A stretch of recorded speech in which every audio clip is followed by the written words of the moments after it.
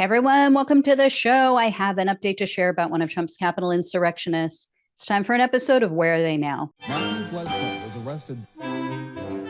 Patrick Montgomery was in court. Jonathan Manapa will stay in federal custody. No, I don't take responsibility at all.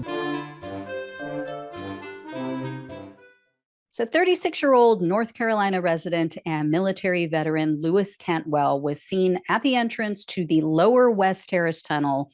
He was filming as Trump's mob relentlessly attacked and brutalized officers who were guarding that doorway. Cantwell was also seen on video and heard encouraging the violence. So he was yelling into the tunnel, quote, "Get the door open." And then to the mob behind him, he was screaming that they needed, quote, "fresh patriots to the front." Cantwell also took part in the tunnel attack himself. He was seen on video joining in that heave-ho effort where this large group rocked back and forth and they were crushing officers.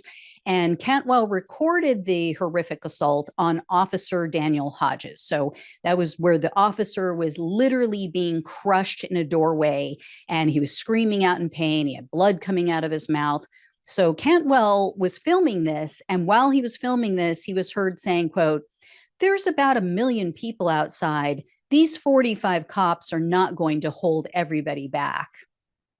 Guess he was wrong, huh? In total, Cantwell was inside the tunnel, either filming or participating in the attack for 40 minutes. And then after exiting the tunnel, he remained on Capitol grounds for an additional hour. And at one point, Cantwell chucked a flagpole toward the police officers. Of course, he also documented his crimes on video.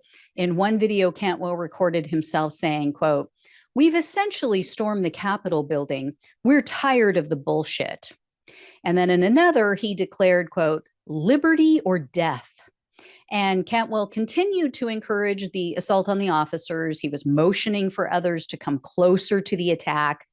Yet, as with all of these people, Cantwell tried to paint himself as the hero after January 6th.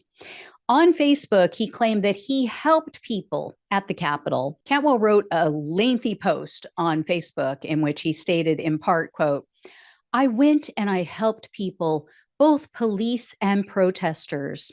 And quote, "People got mad when Pence didn't do what they wanted. So Trump supporters stormed that building. Not Antifa or BLM, not undercover feds. That's all garbage lies." Yeah, we know it is.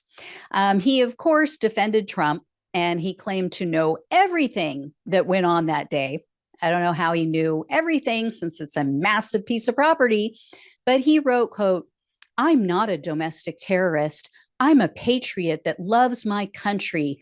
I treat people with love and respect."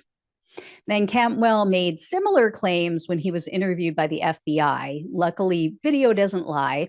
So Cantwell was arrested on February 18th of 2021, and he was indicted on charges of civil disorder, obstructing an official proceeding, entering a restricted building or grounds, 2 counts of disorderly conduct, and parading on Capitol grounds. In March of 2022, Cantwell pleaded guilty to the felony charge of civil disorder. So he was looking at up to 5 years in prison, 1 year of probation, and $250,000 in fines. The prosecutor, however, requested only 5 months in jail, a term of probation to be determined by the court, and $2,000 in restitution. And the prosecutor noted that Cantwell has a prior disorderly conduct conviction and that he wasn't fully compliant with his pretrial release conditions in this case. Although they didn't provide any details, unfortunately, so I don't know what all that was about. But Cantwell's attorney, on the other hand, requested a sentence of only 3 years of probation and community service. And he claimed that Cantwell was one of the people who helped Officer Michael Fanone back to safety. And he apparently cooperated with the January 6th Select Committee in their investigation. So I couldn't locate any details regarding the sentencing hearing, but U.S. District Judge Colleen Kolar-Cotelli presided over Cantwell's case.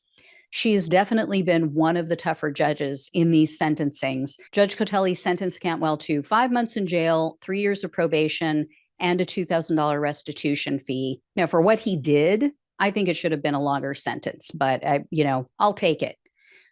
For all the charges that they levied against him and the fact that he was taking part in the assault on officers, this is a joke. This is a joke, and it's a slap in the face to all of those officers who were injured that day. But, you've got prosecutors who are definitely, they're all human, and some of them are definitely on the side of these people. I think it definitely shows in what they ask for. This judge, on the other hand, has been tough. So I'm surprised that she didn't opt to go above and beyond. It was within her purview. And I think in this case, it was warranted. So anyway, guys, it is what it is. I will let you know if I hear anything more. Please like, share, subscribe. Please donate. Greatly appreciate it. I appreciate all of you. Take care, and I'll talk with you soon.